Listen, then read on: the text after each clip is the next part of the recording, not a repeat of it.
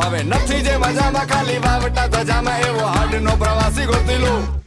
એવો ફળ છે ખલાસી મને